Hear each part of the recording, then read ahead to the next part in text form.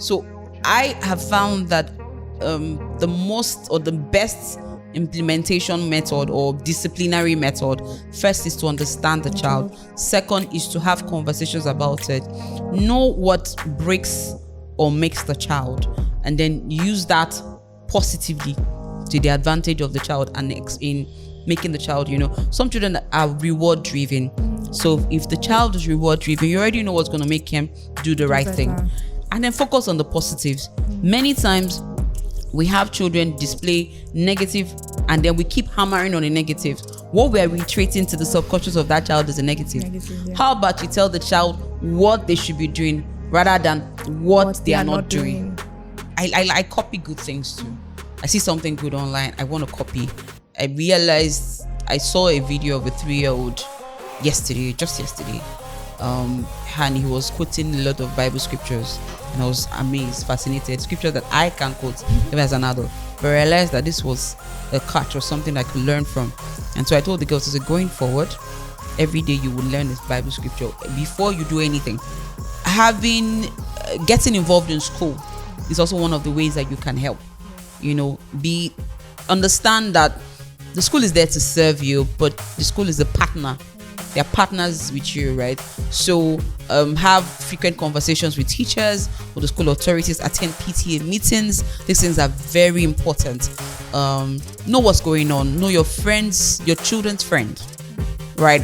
Who are they talking with? Have conversations with them.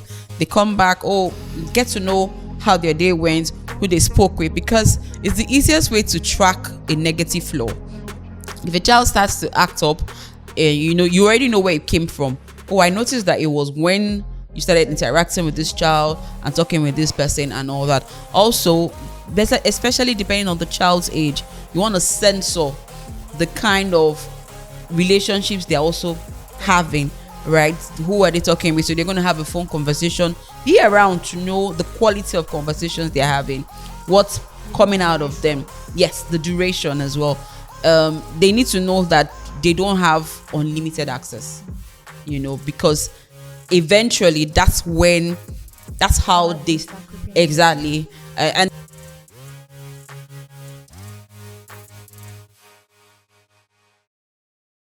Hello viewers, welcome back to another interesting episode of The Voices of Regalo, a podcast powered by Regalo Hope Foundation.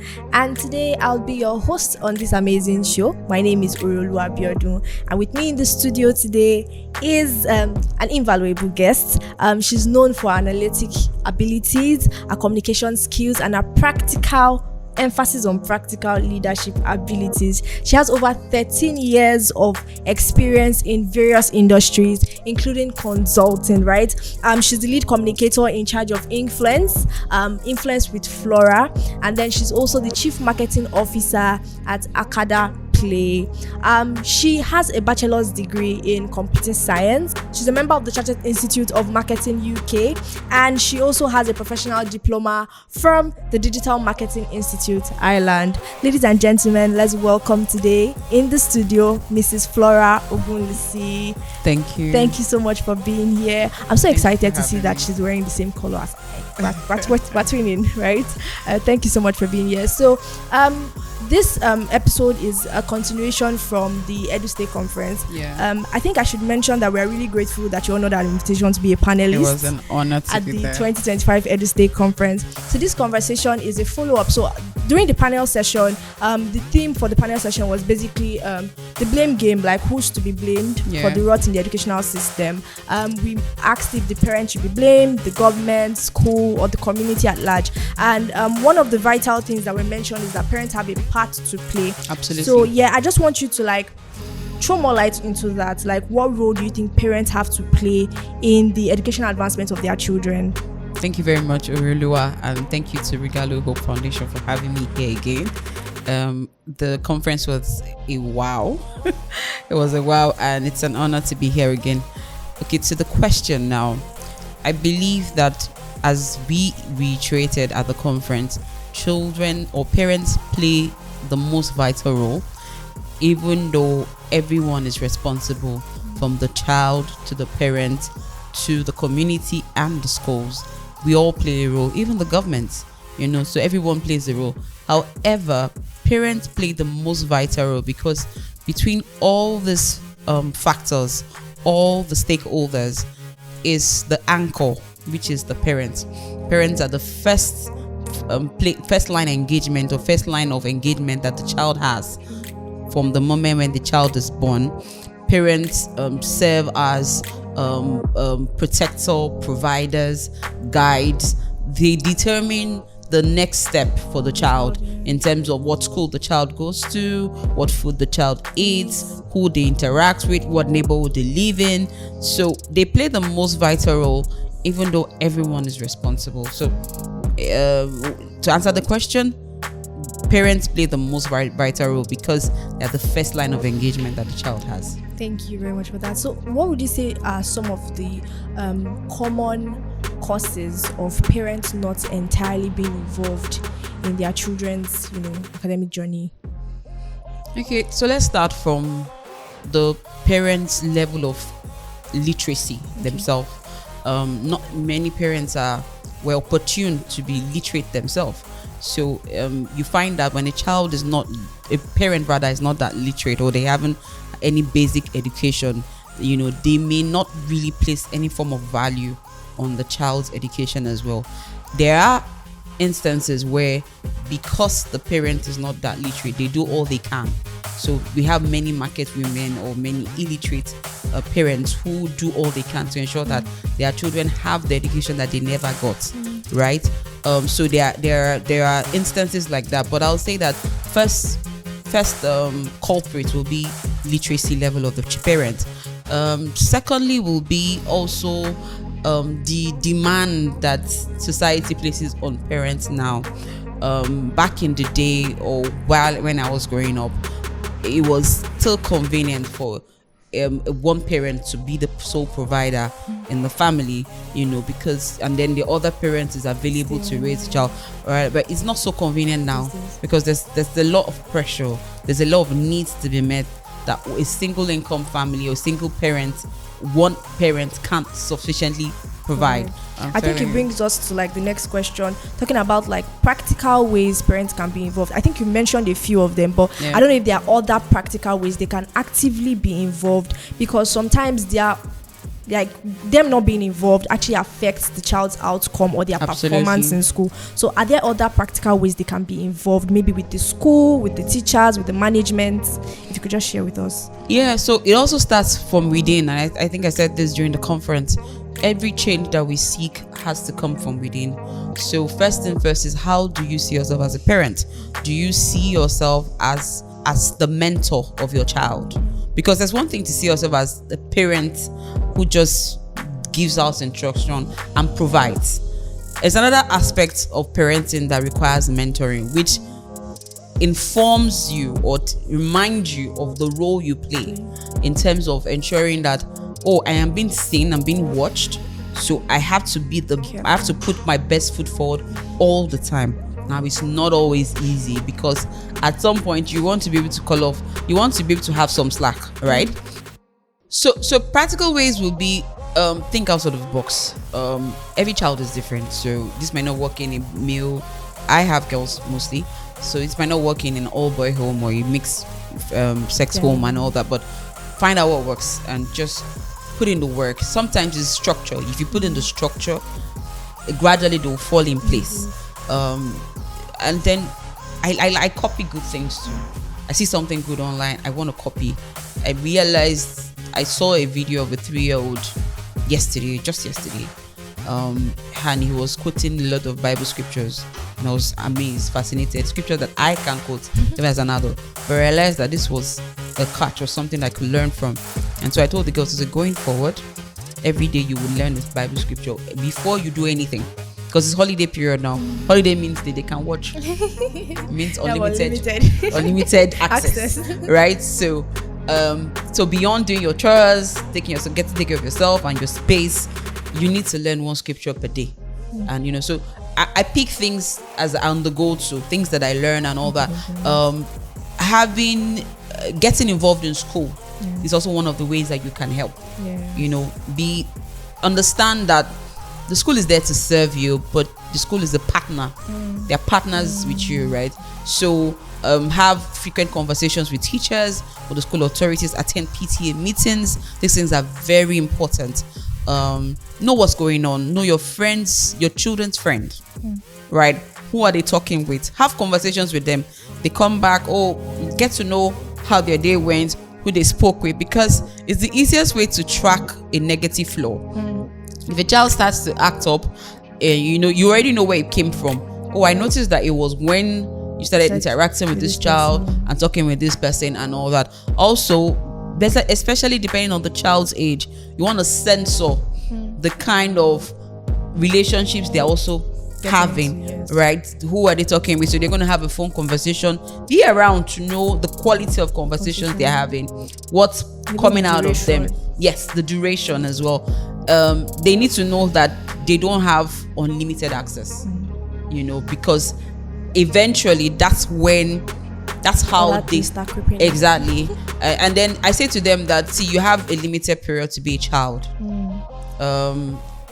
Your child age is between 0 and 11 or 12. And then from 12, 13, we're talking preteen, and then we're talking teenagers to 18. So that's less than half of your life if you get to live up to 50, right? So I say to them, I get that this might feel like it sucks right now, but trust me, after a while, you're going to appreciate it when you grow older. And then you will have the liberty to do what you want. But guess what? You would have been molded to do right. So I won't have to dote over you to tell you, do this or don't do that. This is quite, my God. I love what you said. I think first, before I mention the other part, where you spoke about, interacting with them, trying to know what's going on in their life. And I think that most parents must understand that you should also not do this from a judgmental stance. Like, a lot of parents, when you share some things with them, they're already judging you. Their facial expressions have judged you even before you share. So it makes it difficult for children to actually come when they have issues, when they have problems. I believe that for children, you should be their first point of contact when you have problems, so that way they are able to get the right solution. They're not going to meet friends or strangers to get solution. So I have a tendency, let me just address that. I have a tendency to be judgmental, and that's because I'm a perfectionist. I have an understanding of my temperament, which is I'm very melancholic. So I am, but I had to learn that. And first is listen. Second is put your pardon my French in this thing. Put your shit out first. So I talk about my flaws first. So that way they understand that, okay, mom is not perfect. She's got something that she's dealing with as well. Okay, so you mentioned that sometimes when your children tell you certain things, you first go think back, analyze what they've said. So where do we draw the borderline? Because I know there are sometimes that it's great to scold in the moment. So how should parents know when to scold, when to refrain? How do they manage situations? Okay, so that question is I'm sure that there are questions. Their parents, sorry, they're not questions. Their parents itching to know what that answer is. From my own experience and from my ongoing learning experience as a parent, because I'm still on the job, is that there's really no perfect answer to that question. And the reason is this: you need to be in the moment to understand. First, understand your child. What kind of scolding, or not scolding, what kind of discipline mechanism works for your child. I have a daughter who is very conversational, and she tends to act stubborn. So if you don't know her, your immediate reaction to her misgivings will be to smack her or to beat her.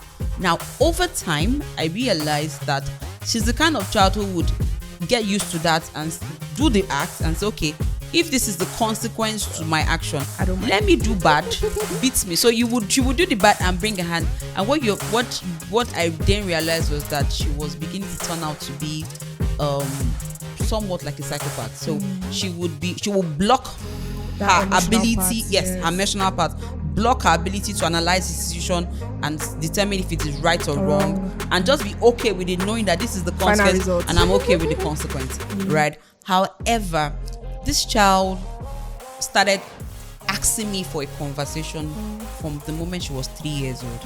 And then she would say, can we have a conversation? I'll be wondering, I'm telling you, and I'll be wondering, what do you even know a conversation is? Like, can you spell the word? Yeah. I would tease her and say, spell the word.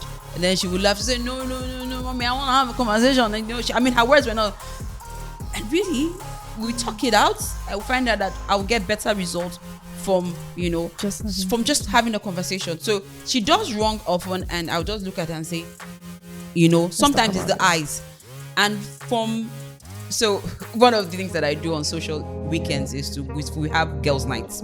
Girls' nights is a no holds barred night where we watch movies, we eat popcorn, we do all the mess, and we gist. So one of the feedback I got from our girls' night is how they react to my disciplinary method.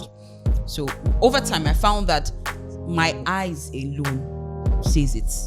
But it also comes from a place of reiterating what changes I want. Sometimes we discipline without necessarily telling the child what they should do or what they shouldn't do. So the child doesn't even know. They're just angry. So sometimes they think, it's just a normal thing for parents to be angry and shout. So, they're not sure what you're going to react to. So they don't know why. It's like they're on the borderline. They're in the borderline. So they are confused most of the time. So I have found that the most or the best implementation method or disciplinary method, first is to understand the child. Second is to have conversations about it.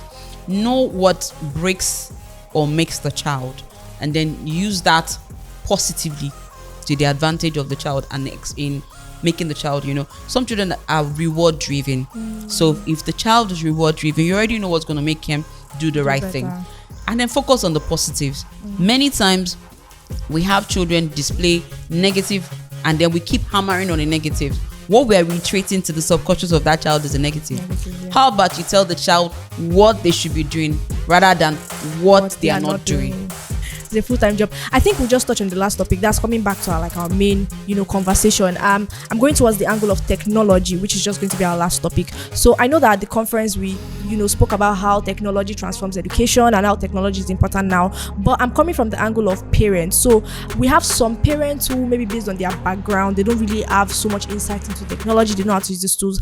How do you think that we can also further encourage them, or what tools do you think that they can use to further enhance their children's, development, their educational development?